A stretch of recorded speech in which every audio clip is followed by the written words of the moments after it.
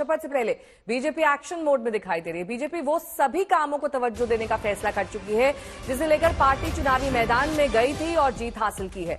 सूत्रों के मुताबिक बीजेपी सरकार के बाद पहली कैबिनेट की बैठक में यमुना को लेकर बड़ा फैसला लिया जाएगा।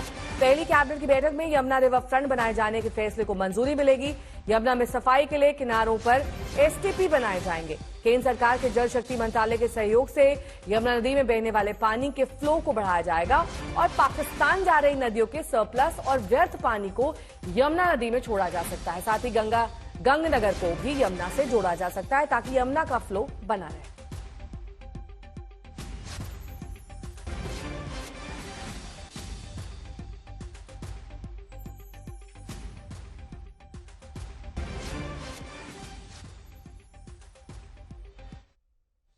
हिमांशु मेरे सहयोगी जुड़ गए हैं तमाम जानकारी के साथ।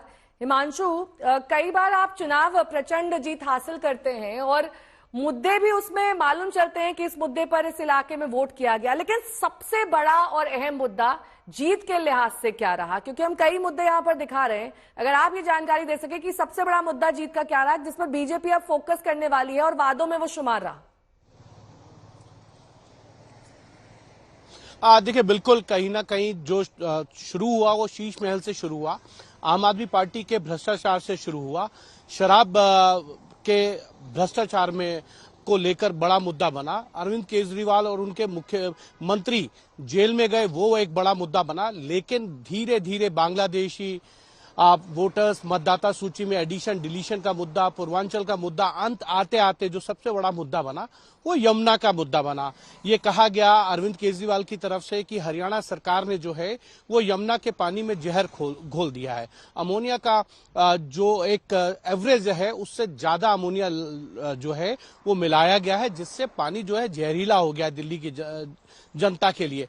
हरियाणा के मुख्यमंत्री ने उस पानी को पिया, जवाब दिया कि आप झूठ बोल रहे हैं। और यमुना की सफाई का मुद्दा 2015 में, 13 में, 20 में बड़ा मुद्दा रहा। 20 में अरविंद केजरीवाल ने यह कहा कि अगले 5 सालों में उनकी सरकार की प्रायोरिटीज में जो है वो यमुना की सफाई रहेगी और वो यमुना में डुबकी लगाएंगे सबके साथ। लेकिन ऐसा नहीं हुआ और इसको बड़ा मुद्दा बनाएगा। इसीलिए हमारे सूत्रों के हवाले से जो हमें खबर आई है, भारतीय जनता पार्टी की सरकार की जो पहली कैबिनेट की बैठक होगी उसमें यमुना सफाई को लेकर बड़े फैसले लिए जाएंगे। लौटूंगी आपके पास, क्योंकि दिल्ली में शानदार जीत के बाद अब बड़ा सवाल यही है कि बीजेपी का अगला सीएम कौन होगा इस पार्टी से, और इस बारे में आखिरी फैसला प्रधानमंत्री लेंगे। प्रधानमंत्री मोदी फिलहाल फ्रांस और अमेरिका के दौरे पर है। उनके दिल्ली वापस लौटने के बाद ही मुख्यमंत्री का चेहरा तय किया जाएगा।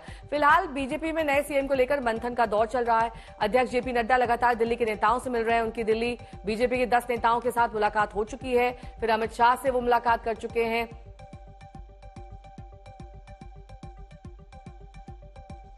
सभी विधायक माननीय राष्ट्रीय अध्यक्ष जी से अगले 2 दिन में मिलेंगे।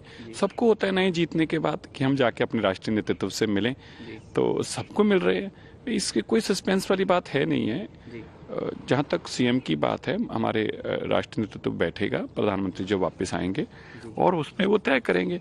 सब मुख्यमंत्री बिल्कुल मिलेगा। जब दिल्ली की जनता ने मैंडेट दे दिया, 48 सीट आ गई, भारतीय जनता पार्टी का केंद्रीय नेतृत्व गहन अध्ययन कर रहा है। ऐसा मुख्यमंत्री देंगे जो संकल्प नरेंद्र मोदी जी का है, उस संकल्प को काम करने वाला व्यक्ति जो है दिल्ली का मुख्यमंत्री बनेगा और जल्दी बनेगा। उसमें हमको जल्दी में नहीं है। जब तक हमारा असेंबली सरकार बनने का जो टाइम है उससे पहले बना देंगे। कयास आप लोग लगाते रहिए, लेकिन सच्चाई ये है कि ये काम जो है नरेंद्र मोदी जी शीर्ष नेतृत्व और पार्लियामेंट्री बोर्ड करता है। जिस दिन वो फैसला होगा वो आपको बता दिया जाएगा। लेकिन हम लोगों को जो मैंडेट मिला है, हर एमएलए को, 48 एमएलए को काम करने का, दिल्ली के अंदर विकास करने का, डबल इंजन की सरकार डबल तेजी से विकास करे, इसका मैंडेट दिया। हम लोगों का सिर्फ एक ही ध्यान है कि दिल्ली के अंदर अपने अपने क्षेत्रों में जहां जहां से हम लोग चुन के आए हैं, आशीर्वाद मिला है, उस क्षेत्र का विकास कैसे हो, उस पर है। मुख्यमंत्री कौन बनता है, कैबिनेट मंत्री कौन बनता है, इसका फैसला शीर्ष नेतृत्व करता रहेगा। उनका काम है, करने दीजिए उनको। जब उनका फैसला कर लेंगे आपको बता दिया जाएगा। हिमांशु मेरे सहयोगी इस वक्त तमाम जानकारी के साथ जुड़ गए हैं। हिमांशु, जहां तक बीजेपी और उनकी चॉइस ऑफ सीएम का सवाल है, राजस्थान और एमपी को हटा दें तो दिल्ली में डायनामिक्स थोड़ी सी अलग है और यहाँ पर सरप्राइज एलिमेंट की संभावना थोड़ी कम नजर आती है, क्योंकि यहाँ पर मुद्दों पर चुनाव लड़ा गया, कोई सीएम चेहरा नहीं था, प्रधानमंत्री के नाम पर चुनाव लड़ा गया। तो जो संभावित नाम सामने आ रहे हैं वो दरअसल कहां की उपज है? देखिए बिल्कुल, क्योंकि जो नाम सामने आ रहे हैं, चाहे वो प्रवेश वर्मा का हो या जितेंद्र महाजन, आशीष सूद, विजेंद्र गुप्ता, सतीश उपाध्याय, रेखा गुप्ता, ये तमाम वो नाम है जिनको लेकर क्यास लगाए जा रहे हैं। ये कहा जा रहा है कि ये इनके राजनीतिक करियर को देखें तो उसके हिसाब से ये फिट बैठते हैं और पार्टी के अंदर संगठन में इन्होंने काम किया है। सतीश उपाध्याय प्रदेश अध्यक्ष रहे हैं, विजेंद्र गुप्ता प्रदेश अध्यक्ष रहे हैं, 3 बार एलओपी रह लिए। तो कहीं ना कहीं भारतीय जनता पार्टी को एक पूरी की तरीके से देखा जाए तो उस थॉट को सोचने की कोशिश है। प्रवेश वर्मा गृह मंत्री अमित शाह, जेपी नड्डा से मुलाकात की, लेकिन कल 10 विधायकों को बुलाकर जेपी नड्डा ने मुलाकात की, उनका फीडबैक लिया, उनसे राय मशवरा किया, क्या होगा आगे, कैसे सरकार को चलाना है, ये तमाम चीजों को लेकर बातचीत हुई है।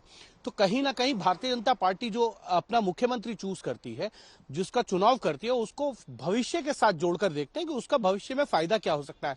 मोहन यादव, आपने मध्य प्रदेश का एग्जाम्पल दिया, शिवराज सिंह चौहान मुख्यमंत्री थे, उनके लीडरशिप में चुनाव में गए, लेकिन मुख्यमंत्री मोहन यादव को बनाया गया। छत्तीसगढ़ के अंदर पूरा चुनाव जो है वो पूरी पार्टी ने लड़ा, लेकिन विष्णु देव सहाय को जो है वो मुख्यमंत्री बनाया गया। मोहन मांझी का नाम अनाउंस नहीं किया गया, वहां भ्रष्टाचार को एक बड़ा मुद्दा बनाया गया, नवीन पटनायक की बीमारी को बड़ा मुद्दा बनाया गया और वहां मोहन मांझी को जो है मुख्यमंत्री बनाया गया। जबकि कई लोगों की इस बात की उम्मीद थी कि केंद्र सरकार की तरफ से जो धर्मेंद्र प्रधान है, जो उड़ीसा के सांसद हैं, उनको मुख्यमंत्री बनाया जा सकता है, लेकिन ऐसा नहीं हुआ। पार्टी बड़ा सोच समझकर फैसला ले रही है। उनको लगता है जो फैसला लें उसका इम्पैक्ट न सिर्फ दिल्ली में हो बल्कि हरियाणा, पंजाब, उत्तर प्रदेश के अंदर भी उसका फायदे देखने को मिले। बिहार में भी चुनाव आ रहे हैं और ये कहा जा रहा है कि यहां से सीएम पर, बिहार के चुनाव पर निशाना साधा जा सकता है। बहुत बहुत शुक्रिया हिमांशु इस तमाम जानकारी के लिए आपका।